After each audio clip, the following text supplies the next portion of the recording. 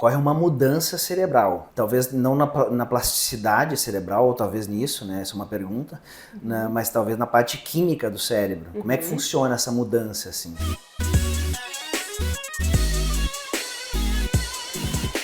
Olá, meu nome é Antônio Caluzuco, sou médico ortopedista, mas hoje eu serei o paciente. No canal O Paciente, no YouTube, eu converso com vários profissionais da saúde para tirar dúvida em vários assuntos, né? Então eu me coloco no lugar de paciente, eu pergunto aquilo que eventualmente vocês aí não iriam perguntar para os médicos e outros profissionais da saúde de vocês. Hoje eu estou aqui com a minha colega de faculdade, Anne Sordi. Então ela se formou na URGS, ela fez residência em psiquiatria no Hospital de Clínicas de Porto Alegre. Ela fez uma especialização em psicoterapia de orientação analítica na CELG, que é no Clínicas de Porto Alegre. Ela é doutora pela URGS, né, doutora em psiquiatria pela URGS, trabalha hoje no Hospital de Clínicas de Porto Alegre, na área de psiquiatria. Ela tem um consultório, que ela atende também no consultório, e ela coordena o mestrado profissional em saúde mental e transtornos aditivos. Isso aí. É isso? E transtornos aditivos, esse é o assunto que a gente vai conversar hoje. Aditivo é o vício, né? Então, tu trata de pessoas que são viciadas, né? Em vício em drogas, né? Drogas pesadas, né? Para o paciente chegar num hospital de clínicas, por exemplo, de Porto Alegre, e ficar internado lá, provavelmente o vício que o levou lá não é um vício em chocolate, não é um vício em açúcar, como todo mundo, sou viciado em açúcar.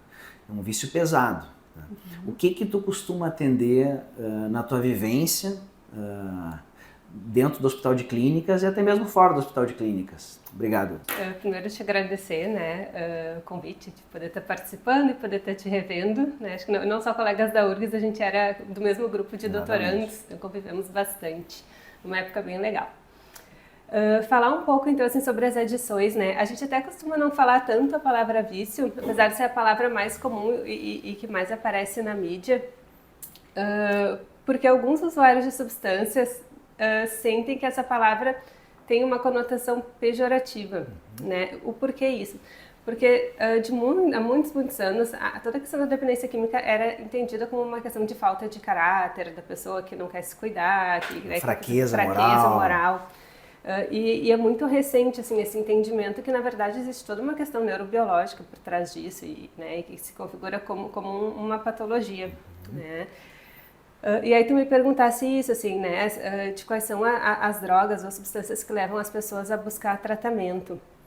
Na verdade, hoje a gente não tem muito mais esse conceito do que é uma droga pesada, o que não é uma droga pesada, né? Porque a classificação hoje, a gente nem chama mais de dependência, a gente chama transtorno por uso de, e aí coloca ali a substância, né, de preferência da pessoa, se é o álcool, se é a maconha, se é a cocaína.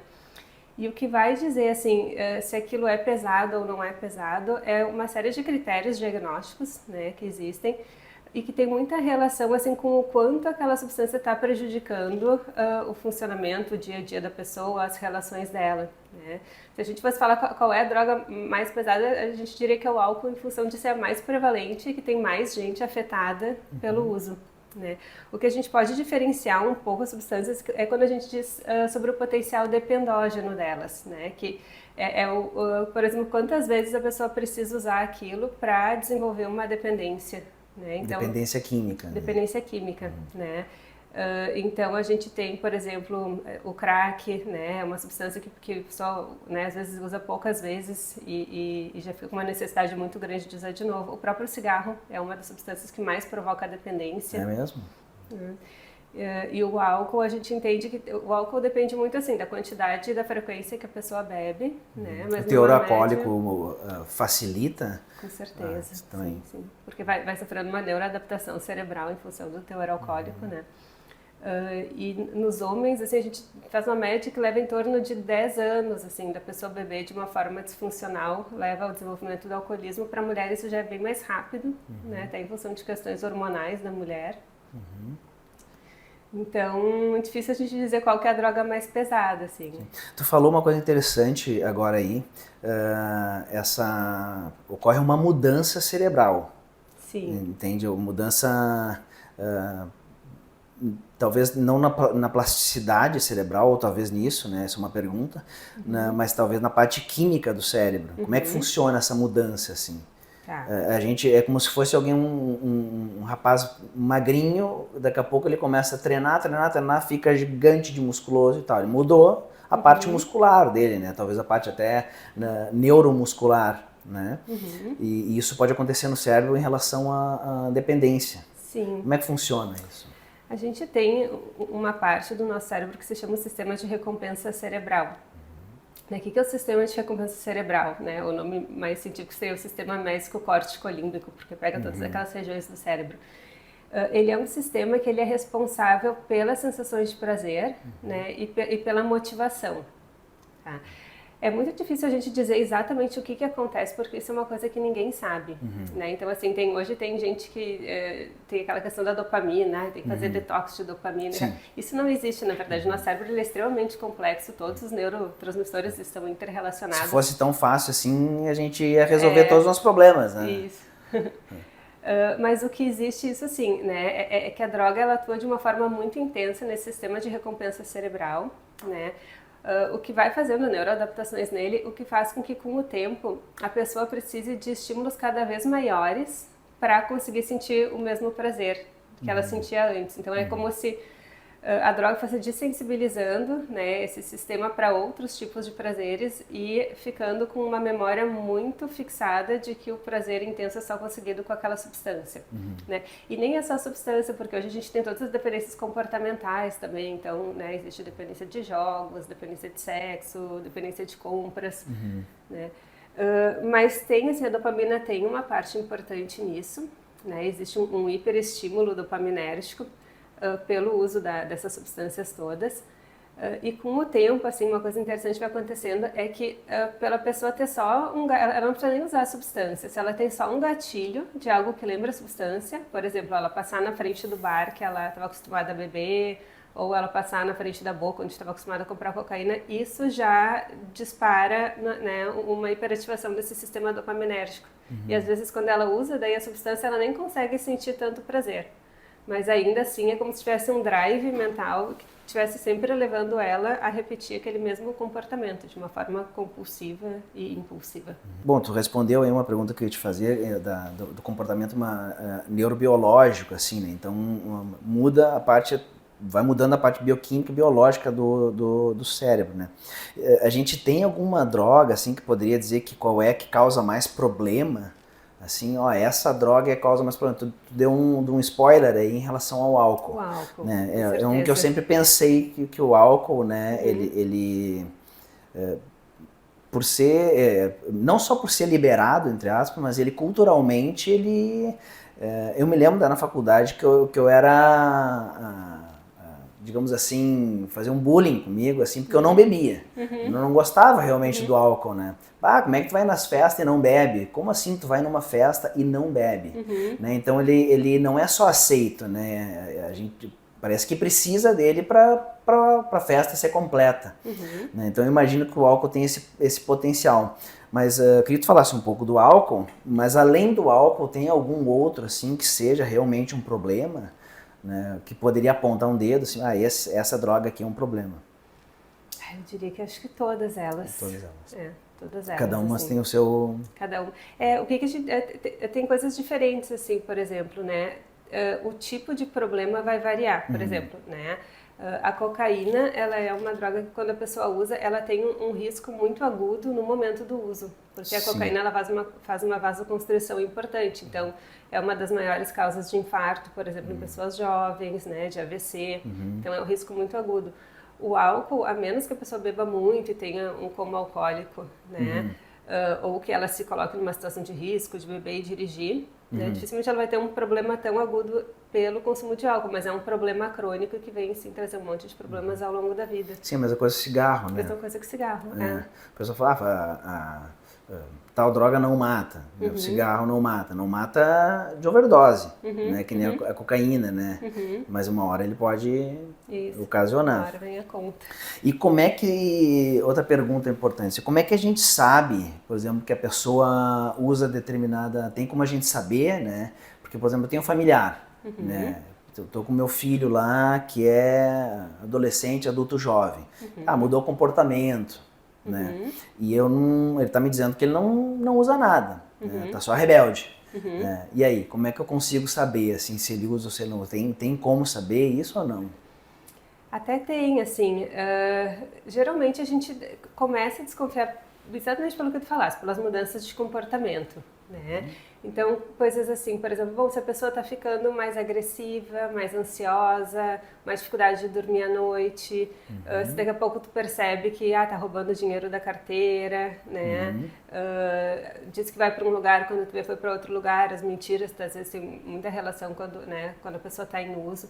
Mas o que existe são os testes de urina, né? Existem testes toxicológicos, inclusive dá para comprar, tem em casa, assim, que tu faz. A gente compra na farmácia, assim? Não, na é farmácia não, assim. não, até é simples. Tem alguns fornecedores, alguns laboratórios que fornecem, né?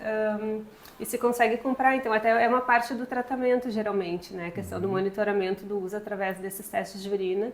E eles são bem simples, assim, um stickzinho de urina que tu coloca parecido com aqueles exames de EQU que se faz de screening. Sim. E ali tu consegue detectar. E que tipo de droga a gente consegue detectar nesses... Várias, assim, né? Aí depende muito do tempo de uso. Então, tem alguns sticks desses de urina que vem com vários tipos de substâncias, né? Tem uns que é específico só para cocaína e maconha. Deve ser tipo igual aquelas tirinhas que a gente põe na piscina para ver o cloro, para ver o pH, e aí cada um é uma diferente. Aí mudou a cor... Aí o que tem que saber é, por exemplo, assim, a cocaína vai pegar em torno de 3 a 5 dias, né, que a pessoa usou. Tudo isso? Tudo isso. Eu achava que saía mais rápido, assim, do corpo. Não. Até 5 dias se consegue. Maconha até 15 dias tu pode, né, considerar que possa dar positivo. Tá. E quando a gente diagnostica, né, o que eu faço? Diagnostiquei lá que o meu familiar, meu filho, que seja quem for, né, e tenho diagnóstico, eu sou adito, né, em determinada substância. Como é que faz? O que faz? A primeira coisa, assim, né, tu faz, é bem diferente quando tu se diagnosticou, quando tu diagnostica algum familiar, né? Então, por exemplo, assim, se tu diagnosticou um familiar, viu que um familiar está com um problema, a coisa mais importante no primeiro momento é não ter uma postura de julgamento, né? Porque o julgamento sempre vai afastar a pessoa, vai fazer com que ela minimize o problema, então ela vai, né, tomar uma postura oposta àquilo que tu tá colocando. E o que a gente tem que fazer é identificar um pouco o risco. Bom, ela está usando de maneira que ela está com o risco agudo, que né, tá psicótico, ou teve uma overdose, alguma coisa que tem que levar imediatamente para emergência, né? Ou não, ou é uma coisa meio, né, esporádico, né, pode estar num crescente, mas ainda assim não está com um risco tão importante. Aí, nesses casos, o ideal é a gente tentar ir motivando a pessoa, né, a ela entender que aquilo é um problema e a ela mesmo querer se tratar. E tem diferença nesse tipo de tratamento, assim, de uma droga para outra? Até pegamos a mesma droga, assim, mas, por exemplo, tu falou ali que ele está numa situação mais emergente, uma emergência, assim, então ele provavelmente está com mais droga, assim, a gente leva ele para um hospital, né, vai ficar internado, né, e aí algumas coisas vão ser feitas dentro do hospital. É diferente do tratamento que vai ser feito num paciente que não tem essa emergência para o hospital, mas ele está usando, né, e ele e a família querem fazer um tratamento para deixar de usar, né? Porque afinal de contas, embora naquele momento ele não esteja com algum problema, pode ser que evolua para um problema, né? Então, como é que é esse paciente que está com uma crise, digamos assim, né? Como é que é o tratamento, assim, nele, as primeiras coisas que a gente faz dentro de um hospital, por exemplo? Ali no Hospital de Clínicas, por exemplo, a gente recebe muitos pacientes com transtorno por uso de álcool e cocaína para internação, né? É o mais prevalente, assim. Eventualmente, pacientes usuários de opioide, de ketamina também. Então, assim, o foco num primeiro momento é sempre a desintoxicação, né? Aqueles primeiros dias é de desintoxicação. Então, são dias que a gente, de alguma forma, mantém o paciente um pouco mais sedado, né? Justamente para ele não ter tantos os efeitos da abstinência da droga, né? E aí os efeitos da abstinência vai variar, assim, conforme a substância, os efeitos são diferentes. A sedação, então, que é usada, assim, que a gente vê naqueles filmes lá, acho que é o Bicho de Sete Cabeças, né, que usava do Rodrigo Santoro. Tá, eu não tô dizendo que aquilo lá é o certo, né, mas às vezes ele parecia meio sedado, né, dopado, que chama. Né? Então ele fica meio sedado para ele não sentir os efeitos... Da abstinência, né? Isso, essa medicação que é usada... Ela não simula a droga ou ela simula também a droga? Ou é só para deixar ele mais calmo? Depende da droga. Por exemplo, o álcool, ele se liga né, no nosso cérebro mais ou menos no mesmo lugar que se liga os benzodiazepínicos, por exemplo. Né? Então, parte do tratamento da abstinência alcoólica é dar uma dose mais ou menos equivalente do benzodiazepínico em relação ao que ele vinha bebendo, né? E aos poucos, ao longo dos dias, aí retirando gradualmente, né? Para que ele não tenha todos esses efeitos. Porque tem, assim, não é só o efeito de desconforto, da ansiedade, tem uma série de efeitos físicos, assim, de aumentar a pressão, então, né? Aumenta uma série de riscos. Então a gente tem que controlar tudo isso, controlar os sinais vitais. Faz acompanhamento clínico junto, né? E a sedação não é uma sedação tão intensa assim que a pessoa vai ficar desacordada, né? É simplesmente assim, ela vai ficar um pouco mais sonolenta nesses primeiros dias, mas justamente para não ter toda essa ansiedade, não ter esse excesso de fissura que vai fazer com que ela queira fugir porta fora da internação. É muito mais para o conforto do paciente naqueles dias. E aí, passando esses primeiros dias, né, e desintoxicando, aí é todo um trabalho que é feito, que é um trabalho de psicoterapia, muito psicoterapia em grupo também, né, onde a gente vai tentando motivar eles a se engajar no tratamento, a entender os problemas, né, do uso, a desenvolver estratégias para não recair quando sair da internação, a planejar como é que vai ser o tratamento para quando sair dali. Sim. Essa psicoterapia provavelmente seja mais ou menos o mesmo tratamento para aquele outro paciente que não tinha o caso de internação. Isso, é parecido, são técnicas semelhantes. O que diferencia um pouco é que quando o paciente está internado, assim, né, se ele acabou sendo internado pelo uso de substâncias, provavelmente as questões cognitivas dele também estão um pouco mais prejudicadas naquele momento. Ele provavelmente usando o entendimento dele das coisas. O raciocínio. Então, às vezes, né, é uma psicoterapia que a gente fala mais que ela é de psicoeducação, é mais para ensinar o paciente a entender ali o que está acontecendo e tal. E quando ele vai para o ambulatório, aí é quando ele está já com a vida dele na rua, né? Então a gente trabalha muito mais com questões assim, do dia a dia dele, de quais são os lugares que ele está frequentando que pode ter risco ou não, de como é que está a relação dele com outras pessoas. Sim. Vai tratando a recaída, digamos assim. Prevenindo a recaída, exatamente. E há uso de medicação nesse tipo de tratamento, tanto nesse primeiro momento, nesse tu falou que tem uma sedação, né? Mas além da sedação tem algum outro tipo de repente, a sedação não é a mesma coisa que antidepressivo, por exemplo. Né?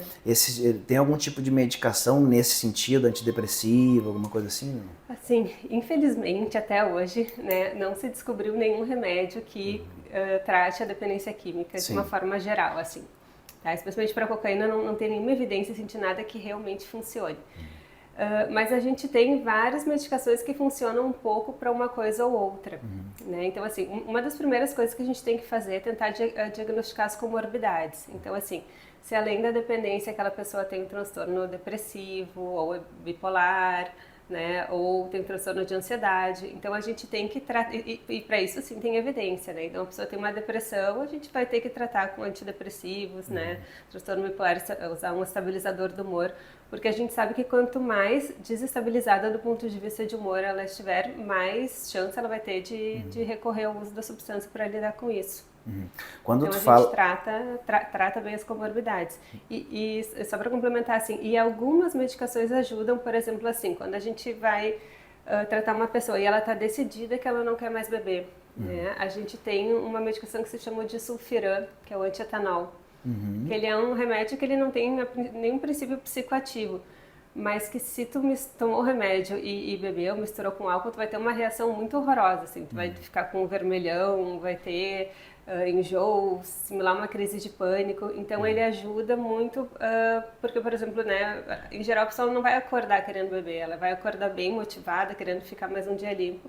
E quando vai chegando no final do dia, que já passou por todos os perrengues do dia, não, mereço tomar uma cerveja, né? Mas se ela tomou o remédio de manhã, ela sabe que ela não pode, que ela vai passar muito mal. Então é um remédio mais específico que ajuda nisso. Dá para dar pro filho, por exemplo, que tu não quer que beba. Pode, mas assim, tem alguns perfis de, assim, não pode ser uma pessoa muito impulsiva, porque se ela for muito impulsiva, mesmo com remédio, ela vai beber. Ela tem que ter um bom entendimento, né, do porquê que ela tá tomando aquilo. Então, meu segundo filho não dá, porque ele é impulsivo. Então não dá. Mas tu falou uma hora ali, Anne, sobre problemas de humor, né? Tem que tratar o humor. O que é o humor para vocês na psiquiatria? Porque o paciente ali, às vezes leigo, tipo eu aqui, né? O paciente, às vezes pensa que, tô bem humorado hoje. Hoje, então, eu não vou, não tem risco de eu beber. Não, hoje eu tô mal-humorado. Não é isso, para psiquiatria não é bem isso. O humor é o seguinte, assim, faz parte do ser humano ter todas as emoções, né? Que nem tem agora os filmes do Divertidamente, mostra as emoções. Então, assim, é natural tu ficar triste, ficar feliz, ficar irritado, ficar ansioso, tudo isso faz parte. O gremista hoje tá de mau humor. Mas, assim, o que a gente entende como, né, um distúrbio, assim, do humor, vamos dizer assim, é quando a pessoa, ela fica por muito tempo, por mais de 15 dias, ou com o humor muito rebaixado, né, deprimido, e aí tem uma série de critérios, assim, para depressão, ou o contrário, com humor muito elevado, né, eufórico demais. Aí quando a pessoa está eufórica demais, geralmente fica hipersexualizada, começa a ter gastos excessivos, com sintomas de grandiosidade, né? Então a gente avalia mais quando tem, por um período mais prolongado, todas essas alterações. Uma pergunta relacionada ao que tu estava dizendo, né? Normalmente trata paciente, falou sobre problemas que possam vir assim do ponto de vista de humor, né? Depressão, ansiedade, transtorno de pânico, pós-traumáticos e tal, que podem estar no mesmo paciente que é adito, né?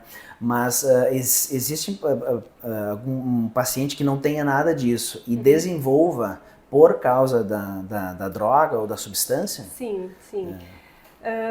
A gente estima assim, que mais ou menos 50% dos pacientes que usam essas, né, drogas, álcool, outras substâncias vão ter um outro transtorno psiquiátrico e 50% não.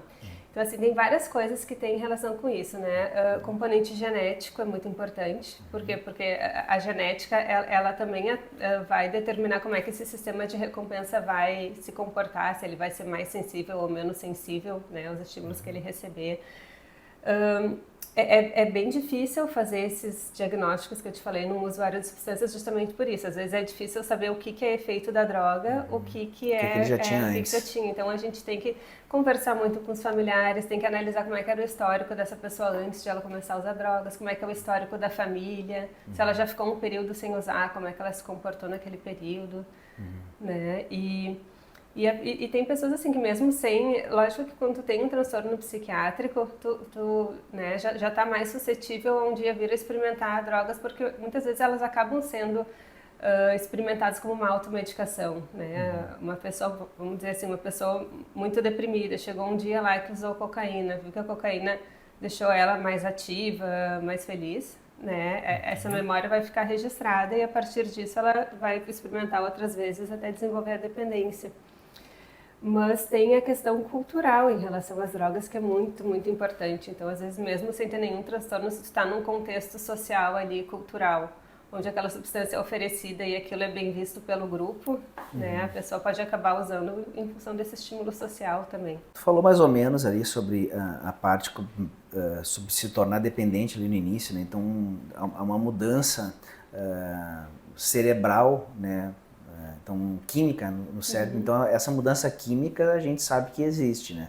E existe uma mudança psicológica junto, né? E ela anda junto com essa mudança química ou elas não têm dependência, né? Não, anda junto, na verdade. O que as drogas fazem é uma bagunça ali no teu cérebro, né? Que nem eu falei aquilo, né? Aquela história que não dá pra botar tudo na conta da dopamina. Nosso cérebro tá meio que tudo interrelacionado. Então, se tu vai mexer de um lado, tu também desestabiliza de outros, né? Então, tudo meio que anda junto. Tá. Por isso até a psicoterapia, né? Agora nós vamos falar numa que é muito famosa aí, né? Que é a maconha. Então tá tendo assim, esse debate aí, libera ou não libera. Tá? Então a maconha, ela vicia ou ela não vicia? O que a gente sabe hoje do ponto de vista psiquiátrico assim, em relação à maconha? Eu me baseio muito, assim, que eu falo sobre maconha, eu me baseio muito no que está embasado em evidência científica, tá? Então, assim, o que a ciência nos diz que sim, existe dependência de maconha, isso na prática clínica a gente vê de uma forma muito clara. Então ela vicia, ela vicia. deixa a pessoa adicta. Tá? Sim, Usando só a maconha, eu não uso mais nada. Eu sei que Pode nós vamos ficar chegar lá adicto. depois, né? Mas assim, eu estou usando só maconha, eu fumo só maconha, eu não fumo cigarro, não bebo álcool, não uso mais nada, só maconha. Ela deixa a pessoa então adicta. Deixa por várias razões, assim, né? Uma bem importante, assim, é quando tu começa a usar antes dos 21 anos de idade, né? Ali na fase da adolescência. Por quê? Porque durante toda aquela fase o cérebro ele tem uma plasticidade cerebral muito importante, né? Ele ainda está, que a gente brinca, como se fosse uma argila ali que está se moldando. Né? Então é isso que eu ia te perguntar, né? O que é plasticidade cerebral?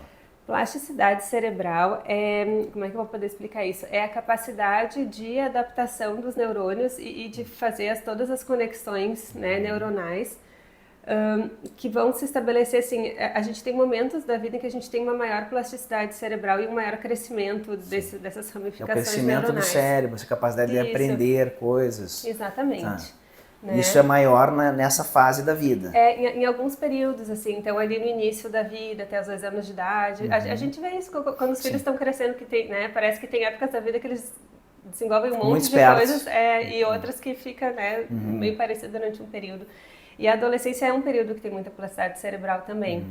Então, enquanto o cérebro está ali se formando, se tu começa a colocar essas substâncias, né, o adolescente começa a fumar maconha, tu vai estar mudando a maneira como o teu cérebro vai se conformar. E aí, ali em torno dos 21 anos, aquilo meio que se solidifica, né?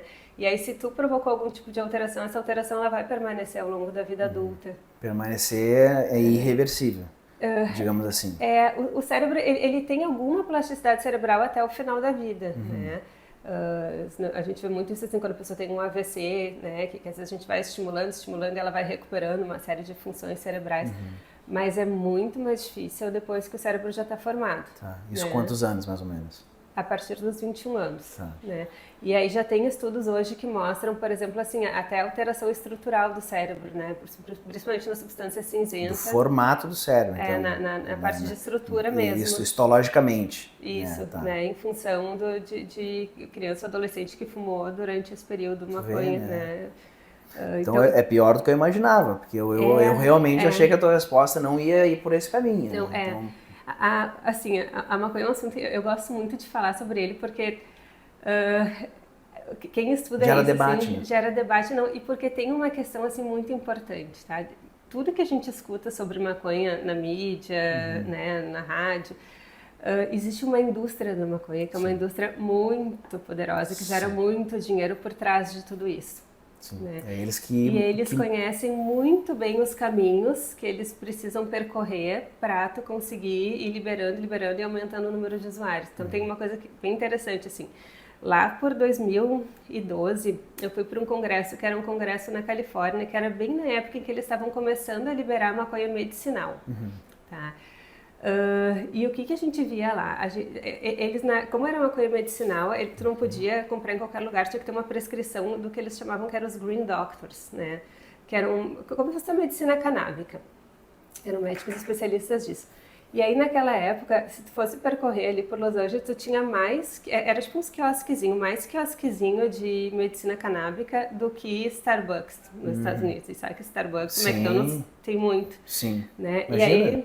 E aí a gente ficou curiosa, a gente foi lá para ver como é que é, né? Era um congresso específico sobre dependência química, vamos ver como é que funciona isso.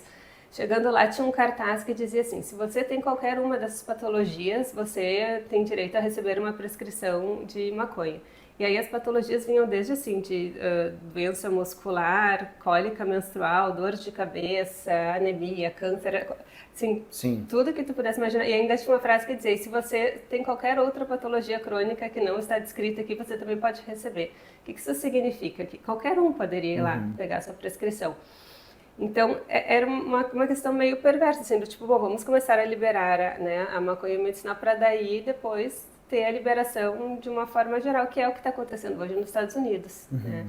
E o Brasil, ele está indo muito por esse caminho. Ele está agora, assim, com toda uma questão muito importante de liberar a maconha medicinal, né? Para posteriormente existe todo um plano de que isso daqui a pouco vai ser liberado para consumo recreativo. Só que as pessoas se confundem muito, assim, o que é propriedade medicinal, o que não é propriedade medicinal da maconha. Eles vão atrás da narrativa, né? Que é o que eu ia te perguntar. Essas indústrias, elas têm a narrativa, eles têm o poder midiático de narrativa. Eles têm dinheiro para propagandear a sua própria narrativa, né? Que eventualmente não é o que está sendo visto, né? Pelos profissionais que tratam isso. Né? A gente tem um medo muito grande, porque o que acontece no momento em que tu começa a fazer toda essa liberação, existe uma coisa que isso já foi muito estudado, assim, em vários países, que é a diminuição da percepção de risco. Né? Então tem vários gráficos que mostram que conforme tu vai liberando, a percepção de risco vai diminuindo em crianças e adolescentes que vão se criando dentro daquela cultura de que aquilo é produzido. É o álcool, por exemplo, né? A criança está ali vendo os pais beber desde cedo, aquilo ali não é um problema, é uma coisa cultural, né? E aí conforme tu vai diminuindo essa percepção de risco, tu vai aumentando o número de usuários, né, para daqui a 10 anos, para daqui a 20 anos. Né? E a maconha, ela tem sim, ela tem uma função medicinal através do canabidiol, que é um elemento específico ali da planta, que aí sim pode ser manipulado em laboratório, que tem assim muito menos evidência científica do que se fala por aí. Sim. Né? Então verdade, não dá para bater o martelo que não faz mal. Não dá para bater o martelo. Não, até agora tem estudos mostrando que faz mal para determinadas coisas, assim, né? Mas o canabidiol, ele mesmo esse que está usando medicinal, ele também faz mal. Pode, claro, porque ele tem uma questão psicoativa, né? Mas assim, até assim, o canabidiol ele não tem tanto princípio psicoativo quanto o THC. O THC é a parte que fica chapado. Sim. Né? Mas o canabidiol também age em questões cerebrais, tanto é que tem alguns estudos mostrando que ele pode diminuir a ansiedade, né? Mas o que existe de evidência mesmo, assim, é para algumas questões de algumas síndromes de epilepsia infantil, né? Que é Lennox-Gastaut, Dravet, que são bem específicas, assim. Ali tem evidência que funciona. Para alguns casos de dor crônica, a gente vê na prática, assim, que também funciona. Mas não é para tudo que falam. Sim. Deixa eu te perguntar sobre dor crônica, assim, uma pergunta bem de paciente, tá? Será que a dor crônica não diminui porque me deixa chapado? Não. Ou será que realmente melhora a dor crônica ou só porque me deixa chapado? Não é porque deixa chapado, porque o que melhora a dor crônica é o canabidiol, que não tem esse efeito de deixar... Até tem Ele tem outros efeitos. Ele não tem tantos efeitos, mas assim, é uma medicação, isso é uma medicação, ela tem indicações muito específicas, né? Até coisas assim, ele tem um metabolismo hepático, então tem toda aquela questão assim de inibir, né, algumas enzimas hepáticas, e aí afeta outros medicamentos. Ele tem que ser tratado como uma medicação, eu acho que essa é a questão. E aí, como medicação, tem indicações específicas e doses específicas do que tu pode usar. Sim. Só que ele está sendo trazido já pela indústria quase como suplemento alimentar, assim. Sim, quase como whey protein. Isso. Então é nesse sentido que tem que cuidar bastante. E o que pode causar a maconha, assim, num paciente, assim, que fuma só maconha, tá? Sou um paciente que eu nunca tive depressão, nenhum problema psiquiátrico, nada, tá? Eu já tenho... Vamos começar, então, pelo adulto jovem, tá?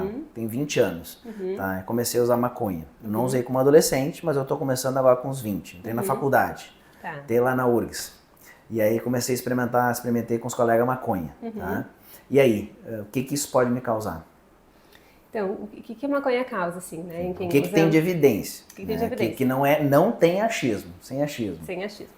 Tem uma coisa que se chama síndrome amotivacional, tá? Que ela é uma síndrome bem específica de quem usa maconha, que é, na verdade, assim, tu fica quase como uma falta de motivação para fazer as coisas. Não chega a ser uma tristeza, assim, tu não tá... Sim, não é uma depressão. É quase como se fosse uma preguiça crônica, né? E aí uma característica bem importante disso é a questão da procrastinação. A gente vê que são aquelas pessoas que às vezes tu atende no consultório, o adulto jovem, tipo isso, que estava indo na faculdade, aí começou a se desmotivar, trocou de curso, Ah, já não não precisa trabalhar, gosto. e tem 500 mil planos, não, porque eu vou criar isso, porque a empresa do meu pai é aquilo, e quando tu vai ver assim, tá passando anos, ele não botou absolutamente nada disso em prática. Né? Então isso é bem característico. E aí tem muitos estudos que mostram, assim, por exemplo, a relação, né, do uso com menos chance de ter diploma universitário, com salários menores, com maior chance de ter que depender do cônjuge, né? Então, em termos de desenvolvimento, assim, da funcional da pessoa, tem um impacto muito importante. Fora isso, tem a questão pulmonar, né? Porque tu não deixa de estar colocando ali um monte de substâncias tóxicas para dentro do pulmão. E tem uma coisa que é raro de acontecer, mas agora, como tem mais pessoas usando, também está se vendo mais, que é uma hiperêmese causada pela maconha. A pessoa começa a se sentir muito mal e que melhora quando tu toma banho gelado. Não sei muito bem quais são os mecanismos por trás disso. Bom, isso que tu falou eu ia te perguntar agora, por exemplo, pega alguém da minha idade, né, 40, 44 anos, que nunca usou nada, tá? E de repente, mesmo assim, tem uma vida bem, tá? Eu tô uma vida assim, eu sou casado, tenho os filhos, eu não me separei de ninguém, minha vida tá feliz, tenho meu trabalho e tal, só que agora foi liberada a maconha. E estão me dizendo na televisão que ela não faz mal. Vou provar. Comecei a provar ali com 44, 45 anos. Causa mal ou não tem uma evidência? O que acontece? Pode causar mal, né? Assim, sempre vai ter relação assim com a frequência e com a quantidade que tu está usando e também com a porcentagem de THC que vai ter na maconha que tu está fumando.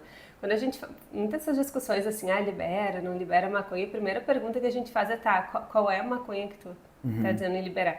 Porque a maconha lá que se fumava na década de 60, ela tinha aproximadamente 3 a 5% de THC. A maconha que se produz hoje, tem uma que se chama o tal do Ice, que o pessoal está comprando. O Ice pode chegar a 70% de THC. Então, assim, a chance de tu desenvolver uma psicose, de tu desenvolver um transtorno de ansiedade é muito maior, né? Já que tu falou aí, outra pergunta que eu ia te fazer, eu já vou fazer agora. Qual é a diferença? Tem diferença ou não tem diferença em uma droga natural ou sintética? Né? Elas causam a mesma... O que é uma droga sintética, por exemplo? As drogas sintéticas, então, assim, são drogas que são manipuladas em laboratórios, geralmente laboratórios clandestinos, né? Elas surgiram lá por volta dos anos 2000 e são muito associadas eram muito associadas às festas rave, né? O pessoal que frequentava músicas eletrônicas. E aí ficou mais conhecido, assim, naquela época era o ecstasy, né? O MDMA, que dá uma sensação... A maioria delas, elas são mais parecidas com os efeitos de anfetamina. É uma mistura de efeito de alucinógeno com efeito de anfetamina, né? Só que desde então, desde o ecstasy, foram surgindo várias outras, né? Qual que é o grande risco relacionado com isso? É que esses comprimidos que o pessoal usa nas festas, ninguém tem a mínima ideia do que tem ali dentro, né? Então, exatamente essa pergunta que eu ia te dizer, né? O que é que tem ali dentro? Qual é o produto que eles põem? Né? Porque na maconha a gente sabe o que tem, né? É isso, canabidiol, THC. O que é cocaína? A gente sabe o que é álcool, cigarro, né? Planta fumo e tal. O que é que tem na sintética? Porque sintética, eu fico imaginando droga artificial. Artificial. Imagina, eu tô botando um plástico para dentro de mim, sabe? O que é? O que é isso? Não se sabe, então... São assim, são drogas geralmente derivadas das anfetaminas, tá? Mas que são misturados com componentes alucinógenos também. Então, o que eles fazem? Essas drogas, elas são manipuladas justamente pelo efeito que tu quer que ela provoque. Então, se tu quer que tenha efeitos mais, assim, semelhantes ao da cocaína, de ficar, né, com sensação de poder, de hiperestímulo, tu vai botar substâncias ali que agem mais na dopamina. Se tu quer que ela tenha um efeito mais alucinógeno, de estar viajando, que agem mais na serotonina. E tem muitas dessas substâncias que elas não têm nem nome, elas são só, tipo, fórmulas, né? Por que isso? O que acontece? Para tu poder, aí é um grande problema que a gente tem, porque para tu poder proibir uma substância, tu tem que primeiro identificar ela, aí tu tem que, né, nos Estados Unidos, encaminhar ela lá pro FDA, aí o FDA tem que avaliar se aquilo é um problema ou não para daí proibir. né? E aí o que acontece? Eles produzem com tanta velocidade essas drogas sintéticas que quando eles conseguiram detectar uma e proibir, eles só mudam, sei lá, um carbonozinho de lugar e aí já é uma outra substância e que teoricamente é legalizada. E aí eles conseguem vender pela internet, por exemplo, né? Tem muito comércio dessas drogas ilegais né? Pela internet. Principalmente para o público jovem, as embalagens delas também são muito atrativas, assim. Sim, né? a própria comprimido ali, né? Tem às vezes um Isso. coraçãozinho, tem, sei lá... Só que o grande problema é esse, assim, né? Dificilmente tu vai saber exatamente o que tem ali dentro. Inclusive até na Inglaterra eles têm nas festas em geral uns standzinhos onde tu leva o tipo de redução de danos, assim, onde tu leva o comprimido para eles te dizerem se aquilo é realmente um êxtase, se aquilo é realmente, sei lá, um LSD. Teve uma que surgiu aqui há um tempo atrás, se chama N-Bome. O N-Bome... Aqui no Brasil. Aqui no Rio Grande do Sul, em Porto Alegre. Ele é também uma droga sintética que tu molha num adesivinho muito parecido com LSD e muita gente usou aquilo achando que ele era LSD, mas é uma droga que tem um potencial cardiotóxico muito grande. E aí, até teve um menino de Erechim, talvez, não, agora eu não lembro a cidade, um menino jovem, pequenininho, assim, jovem que morreu, primeira vez que tinha usado isso, né, achando que era LSD. Então, para os pais, assim, a gente que é pai, dentro de todas as drogas, o que mais me apavora são as drogas sintéticas, né? Porque elas são muito comuns rápidas. No público jovem, e principalmente porque tu não sabe o que tem ali, tu não sabe o que a pessoa E tá vai nas estar festas, usando. né? Porque nas outras eles até podem até ficar com um pouco de medo em ir buscar a droga, né? Essas drogas sintéticas vão estar nas festas, né? Nas festas. O amigo deles, o bruxo, tá oferecendo. Né? Como é que tu vai negar alguma coisa pro teu bruxo? E tem aquilo que eu te falei da diminuição de percepção de risco para os jovens, né? Eles não entendem o risco disso, né? O próprio êxtase, as pessoas não têm dimensão do que um comprimido de êxtase pode causar ou não. Sim. É que nem o meu menor, ele sobe a escada pelo lado de fora da escada. Ele não tem percepção do risco, né? Se deixar, ele anda do lado de fora aqui da janela de boa, né? Porque ele não tem medo, né? Então, cada idade não tem a percepção, né? Daqui a pouco pega um cara de 40 e poucos anos, ele não tem a percepção do risco que é andar a milhão de moto na freeway, né? Então... E aí que a cultura entra, assim, de uma forma muito... As leis, né? Aí a parte mais política da relação das drogas, que é o quanto a política e as leis e a cultura pode aumentar essa percepção de risco, né? Por exemplo, o crack, de alguma forma todo mundo entende que o crack faz mal, né? Dificilmente alguém vai te dizer, não, é tranquilo usar crack. Por quê? Porque é o que a gente vê, é como a mídia mostra isso, né? É como as políticas são todas voltadas para tratar os usuários de crack, existe toda uma relação da violência com crack. A cocaína também se tem ainda uma percepção de risco maior em relação a ela. Eu vou te perguntar uma coisa polêmica, então, já nesse sentido que tu falou aí, né? Na tua percepção como doutora em psiquiatria, né, e professora de mestrado, né, nesse assunto de adição, assim, o que tu acha tu acha que a mídia e a própria política, não precisa citar nomes nenhum, assim, tu acha que eles estão indo por um caminho que não é o que a psiquiatria está vendo? O que tu acha? O que tu acha que poderia ser feito, por exemplo, pela mídia e pelos políticos, né, em geral, né, sem citar brigas entre eles, né? O que poderia, por exemplo, para a maconha, né? Pelo que tu me falou, aí é diferente do que está sendo feito hoje, né? O que a gente vê na televisão, nas redes sociais e pelos políticos, assim, a grande maioria, pelo menos, eles estão indo para um caminho contrário do que a psiquiatria está mostrando, né? Existe assim, toda uma questão de brigas de forças ali, de narrativas de diferentes instâncias, né, políticas. Então, por exemplo, toda a questão assim de descriminalizar a maconha é uma coisa, legalizar é outra. Sim. Né? Então, descriminalizar, no meu ponto de vista, talvez seja uma coisa interessante desde que tu tenha uma alternativa de descriminalização. Então, o que existe? Algumas políticas de outros países que eles fizeram, por exemplo, em Portugal, se eu não me engano, eles têm as drug courts. O que é as drug courts?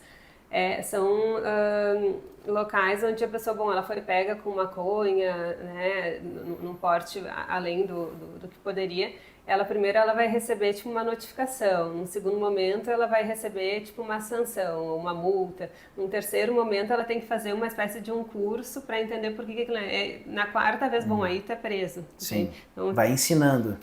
Então assim, existe uma proposta que é uma proposta, né, educativa e de conseguir diferenciar quem que realmente é aquele ali que está causando problema, que precisa, né, de uma intervenção maior, e quem que é o jovem que estava ali, que nem sabia direito o que estava fazendo. Né? O que eu vejo no Brasil, e isso não é de agora, isso perpassa anos e anos de política, né? É que o Brasil ele tem muito poucas propostas mais abrangentes. É tipo assim, ou legaliza ou não legaliza. Sim. Né? 880. 880. E não tem assim, tá, mas tá bem, tu vai legalizar, bom, mas o que tu vai fazer? Como é que tu vai psicoeducar toda a população em relação àquele risco? E são coisas assim que a gente não se dá conta, né? Mas quem estuda, por exemplo, a prevenção, ela não é só em relação à droga, ela é em relação a todo o entorno.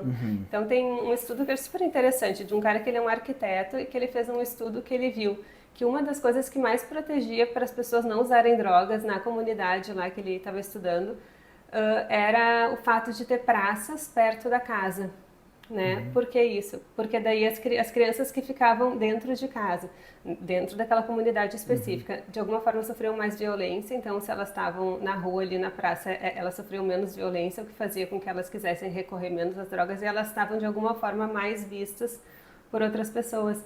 Então é tudo isso, assim, bom... oferecer esporte, né? Toda questão de oferecer esporte, educação, própria escola em turno integral, tudo isso são coisas que protegem. Sim. Né? E que não é pensado, né? E que não é pensado, que tem muita coisa talvez que não é pensada. Talvez seja a limitação dos políticos, né? Não conseguem pensar. Né? E que não é pensado dentro dessa proposta de como é que tu vai lidar com a questão das drogas no Brasil, né? Sim.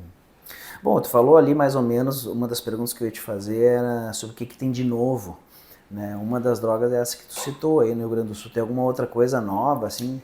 Tem, assim, uma das coisas que agora a gente está vendo bastante, né, é a ketamina. Né? A ketamina ele é um anestésico, né? Mas no público em geral? No público em geral. Não é público médico que vai lá e pega a ketamina. Não. Eles compram de traficante, assim, né? E a ketamina... Ela começou mais nos Estados Unidos, tudo começa nos Estados Unidos, mais ou menos 10 anos depois vem pra cá. Então agora chegou aqui a função da ketamina. Está sendo bastante usada. É uma droga super complicada, porque tem um risco de dar parada cardiorrespiratória, né? Rebaixamento de sensório, assim, bem importante. E ele é um pouco depois, se a pessoa ela usa a droga, ela acha que ela está super bem, às vezes um dia, 2 dias depois ela afunda, né? E é bem difícil de tratar, porque a ketamina ela dá um efeito antidepressivo bem importante. Tanto é que ela é usada hoje em dia como um medicamento para depressão, obviamente dentro de um ambiente controlado, né? Sim, que nem na anestesia, né? Anestesia. Então, assim, ela tem a sua função como medicamento. Mas como droga, ela tem um risco bem importante, assim, né? Outra coisa que a gente vê, assim, que está crescendo bastante também é a dependência de opioides, né? Que era algo que é bem interessante, assim, até poucos anos atrás, a gente trabalha com consultoria no Hospital dos Andares, né? Nos chamavam muito pouco, assim, por dependência de opioide, agora está cada vez mais prevalente. Que também é uma coisa que começou nos Estados Unidos, que está vindo para cá agora. A gente segue a moda. Segue a moda, Tu falou aí sobre a ketamina, que é um remédio, né? O paciente não sabe, mas ketamina é um remédio usado para anestesiar. Então, se a gente vai fazer uma cirurgia, eu fiz uma cirurgia, se tu fez uma cirurgia, provavelmente foi usado ketamina em ti. Mas isso é uma droga, é um medicamento que é usado controladamente. O anestesista está do teu lado ali o tempo inteiro durante todo o procedimento cirúrgico. Ele calcula a dose baseada no teu peso, é tudo controlado, né? Isso dentro de uma anestesia. E aí entra aquela pergunta que o paciente leigo também faz, né? O que é, afinal de contas, uma droga, assim, tipo uma ketamina? Como é que ela passa a ser uma droga? Benzodiazepínicos, tu falou dos opioides, que são remédios que a gente usa eventualmente para dor, né? Tô com dor nas costas, eu vou lá eventualmente... Meu médico me receitou um opioide, né? Mas será que eu vou me viciar se o meu traumato me deu um opioide? Se o meu psiquiatra me deu um benzodiazepínico para eu dormir de noite, sabe? Vou ficar adito, Sigo a orientação dele ou não, agora não vou mais tomar nada também. Aí segue a orientação, depende do médico, brincando. Mas assim, a grande parte das dependências assim, de benzodiazepínicos e de opioides é por iatrogenia médica. Sim, tá? por erro médico. Erro médico. Erro entre aspas. Erro entre aspas. Iatrogenia no sentido assim, quando tu prescreve uma medicação dessas, tem algumas coisas importantes que tu tem que avaliar antes de dar a medicação, né? Então, por exemplo, falar dos benzodiazepínicos. Tu vai prescrever um benzodiazepínico para o paciente, no mínimo tu tem que avaliar se ele não tem, né, um transtorno por dependência de álcool, né? Por quê? Porque o benzodiazepínico se liga no cérebro no mesmo lugar que o álcool. Então, a chance de ele ficar dependente de benzo também é bem mais alta. Né? Opioide também é sempre interessante tu pesquisar assim, bom, se é uma pessoa que já era adicta, né, a outras substâncias, aí tem que ter mais cautela em dar um opioide. Mas o principal é entender que assim, são medicações que têm eficácia super importante para aquilo que a gente utiliza, né? Mas quando tu prescreve uma medicação dessas, tu tem que entender que se a pessoa for usar por bastante tempo, ela vai desenvolvendo a tolerância ao remédio. O que significa isso? Né? Que com o tempo ele não vai começar a não fazer o mesmo efeito que ele fazia antes, justamente por essas adaptações cerebrais. E aí tu vai precisar de uma dose maior. E aí daqui a pouco tu já está precisando de uma dose maior. E aí daqui a pouco tu já não está conseguindo ficar sem o remédio. Por que eu digo que é uma iatrogenia? Porque quando tu prescreve, tu tem que prescrever assim com começo, meio e fim. Né?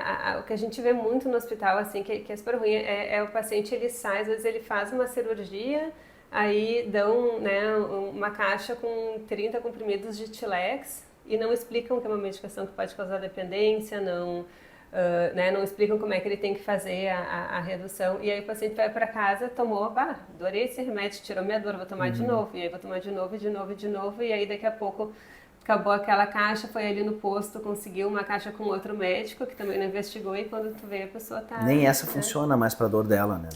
Aí vai... Então, é muito mais uma questão, assim, de se vai prescrever, tem indicação, ótimo, mas vamos monitorar, né, ou explicar para o paciente quais são os riscos, como é que ele tem que fazer a redução até parar. Agora eu vou te perguntar outra que muita gente pediu para eu te perguntar, né, em relação aos famosos bets, né, que jogos de aposta, né. Então eu vi aí já... em vários lugares assim que tem aumentado muito a adição, né, em bets. Né? Como é que tá isso? Assim, chega isso para vocês? O que vocês psiquiatras estão sentindo nisso? Assim, esse é todo um outro mundo, assim, bem que tem toda novo. Uma indústria novo, bem. Eu quase perguntei, o que tem de novo? Tem os bets. Então, assim, e tem uma indústria muito forte, tipo a indústria da maconha. Assim, tipo a da maconha. Então, assim, tem assim, cada vez tem chegado mais, né? Os bets, eles são, assim, ele é basicamente um cassino na tua mão. Então, a chance de tu acabar se tornando dependente disso é bem grande. A gente vê pessoas, assim, perdendo patrimônios. Tem até um estudo que mostrou que o número de divórcios no Brasil tem aumentado em função, principalmente do homem ter perdido muito dinheiro e ter muito endividado pelas bets. E toda a questão do controle sobre isso era totalmente ineficaz no Brasil. Agora que está se começando a criar leis e tentar, né, monitorar melhor como é que isso é feito. O que a indústria das bets sabe? Que quem aposta mais, em geral, são pessoas que têm a renda mais baixa. Né? Então já existe todo um foco assim, dessas indústrias de focar em países de terceiro mundo, assim, né? Focar no Brasil, muitos países da África. Por quê? Porque para uma pessoa que já tem, né, um salário baixo, que é muito difícil conseguir um dinheiro mais, aquela ideia de que daqui a pouco eu vou apostar, vou ganhar R$100, aquilo vai salvar o dinheiro que eu preciso para pagar as contas até o final do mês. E aí ela aposta, e aí ela perde um pouco quando vê a aposta de novo, achando que vai ganhar. Né? Então é um problema muito grande. E uma outra coisa também bem importante, assim, e um pouco perversa, é que as bets, elas estão muito relacionadas também com as dependências de jogos eletrônicos, né? É um mecanismo muito parecido, jogos de internet, videogames, né? É um mecanismo parecido. Então, hoje em dia, por exemplo, tem que ter muito cuidado, assim, que eles já começam a inserir em jogos infantis, assim, de videogame, alguns elementos que são elementos muito parecidos com os jogos de apostas, que eles chamam de loot box. Que é aquelas coisas assim, faz o joguinho e aí se tu terminar a fase, tu ganha um presente que tu não sabe o que tem dentro, que pode ser um bonequinho super, que nem cassino, assim, né? Só que pra criança não é o dinheiro, é o bonequinho. Pode ser um bonequinho super poderoso lá, que ele vai ganhar o jogo, ou pode não ser nada, né? E de alguma forma eles já vão estimulando nas crianças esse mecanismo, sabendo que quando elas crescerem, elas são as que vão consumir as apostas. Entende? Então, a gente tem que ter cuidado. Vão moldando o cérebro. Vão moldando já o cérebro das crianças pensando, né, em ter todo né. Deixa eu te perguntar mais ou menos nessa pegada, assim, os jogos de aposta, né? Tem muita gente que aposta assim, mas hoje eu vou apostar que o Grêmio vai ganhar. Tem uma famosa aí, eu não vou citar nome, mas tem uma que patrocina a Olimpíada, patrocina a Copa, patrocina o Sala de Redação, entende? Uma bem famosa, assim. E o pessoal aposta muito, assim, em jogos de futebol. Isso também pode viciar? Sim, também. sim, tudo pode. Porque eles são muito, assim, inteligentes no conhecimento de como é que funciona o cérebro humano, né? Então, tudo é voltado para aquela coisa assim, a primeira vez que tu vai apostar, tu vai apostar naquilo que tu sabe que tu vai ganhar. Eu vou apostar R$10 que tal time vai ganhar do outro, porque é quase óbvio que ele vai ganhar. E aí eu vou perder pouco com isso. Aí os teus R$10 viraram 50. Aquela memória já ficou gravada na tua cabeça, né? E aí na outra, segunda vez, tu vai se arriscar um pouquinho mais. Aí talvez tu perca, não, mas tá bem, foi só essa vez que eu perdi, na outra tu ganha. E de alguma forma aquilo ali vai estimulando esses sistemas de recompensa, é o mesmo sistema, né?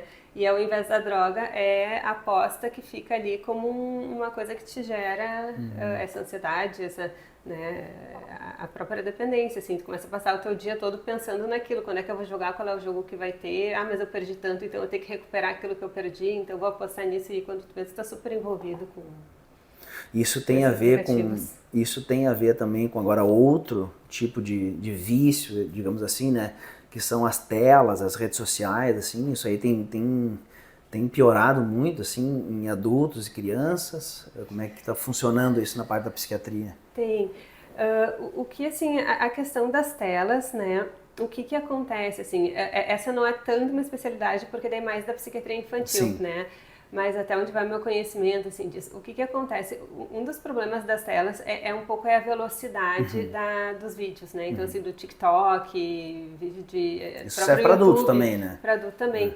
Então faz com que assim tu comece a desenvolver desde cedo uma questão que tu quer aquela informação que é daquele vídeo, aquilo tem que vir muito rápido. Se é um vídeo que vai demorar um minuto e meio, 2, tu já perde o interesse, né?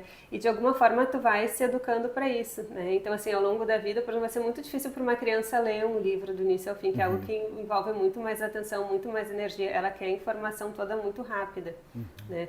Outro problema das telas, principalmente em adolescentes, é que tu começa a te bombardear com uma realidade que não é uma realidade, né? De verdade? É realidade virtual. É então, Matrix. Assim, então assim, né? Para as meninas adolescentes isso tem sido um desafio super, né, difícil, porque tudo que aparece ali é com filtro, é a beleza, é a perfeição, e na nossa vida ninguém é perfeito, né? Todo mundo tem. Hoje nós estamos gravando sem filtro aqui, pessoal. Então a gente escuta muito isso, assim, de adolescentes que entram em quadros de depressão bem importante, né, em função dessa questão do TikTok. Felizmente, assim, ontem mesmo, né, ontem não, essa semana eu recebi um comunicado do colégio dos meus filhos que eles vão adotar aquela política de proibir o uso de redes sociais e telefone. Eu estava rezando para que isso acontecesse antes do meu filho ter um celular, né.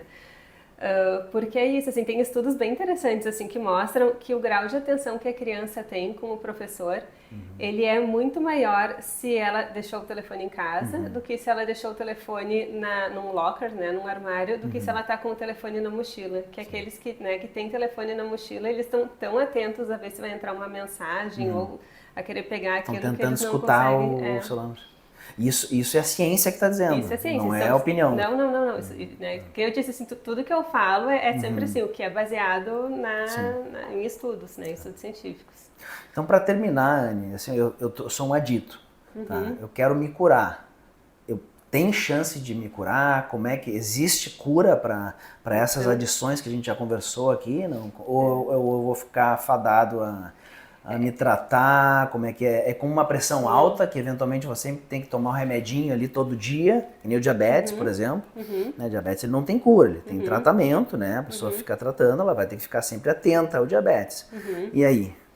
A adição é bem parecida com isso, né? Dificilmente a gente fala que um adicto está curado, ele não está curado, ele está em remissão, né?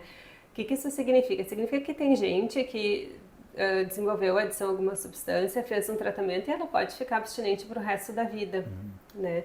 Mas de alguma forma, e em alguns momentos fazendo um tratamento mais intenso, menos intenso, mas de alguma forma como se ela tivesse, assim, até o resto da vida essa vulnerabilidade, né, a se tornar de novo um usuário frequente daquela substância, ou às vezes até de outra, porque quem tem adição a uma substância tem uma vulnerabilidade maior, né? A gente é muito na cirurgia bariátrica. Quem faz cirurgia bariátrica desenvolve alcoolismo depois, é algo bem comum, que é aquela compulsão toda pela comida, como não se consegue mais botar comida para dentro, vai para o álcool. Então, a gente trata como se fosse uma doença crônica, né? Mas sabendo assim que tem uma porcentagem ali que vai ficar bem por um tempo, vai recair, outros vão ficar abstinentes por toda a vida, outros por um período muito curto. E aí o objetivo do tratamento acaba muito mais sendo assim, que aquela pessoa consegue recuperar o máximo de coisas na sua vida até a próxima recaída, vamos dizer assim, né? Por quê? Porque uma coisa a pessoa vem se tratar, né? Quando, imagina assim, o cara veio se tratar porque está divorciado, a mulher abandonou, porque ele não para de beber, perdeu o trabalho, bateu o carro, tipo, tá na fossa, né? Para ele conseguir uma motivação para se reerguer de tudo isso, vai exigir uma energia muito grande, né? E a rede de apoio dele vai estar toda fragilizada, é muito mais difícil. Mas vamos dizer que ele se recuperou, casou de novo, está trabalhando num lugar legal, voltou a ter um relacionamento com os filhos e aí tem uma recaída. Mas se essa recaída acontece enquanto ele ainda está em tratamento, né, e numa condição muito melhor, em seguida ele vai conseguir se reorganizar. E aí tu não tem um prejuízo tão grande. Aí tu se reorganiza, às vezes tem que internar de novo, desintoxicar. Bom, mas aí vida que segue. Tu tá ali com o teu trabalho, com a tua família. Vai ter que ficar atento meio que para sempre. Para sempre. Né? Ficar atento, que nem outros problemas clínicos, né? Diabetes, hipertensão. Isso aí. Então eu conversei aqui com a minha colega Anne Sordi, psiquiatra, né, trabalha com adição, né, tem uma experiência bastante grande em adição, né, acompanha mestrandos, né, doutora. Muito obrigado. Eu que agradeço, espero ter podido colaborar um pouquinho e fico super à disposição, assim, se tiver mais dúvidas e tal, estou sempre disponível. Ficamos aqui com o canal Paciente, né, entrem lá no YouTube, sigam o canal, ativem o sininho e até o próximo. Obrigado por ficarem até o final.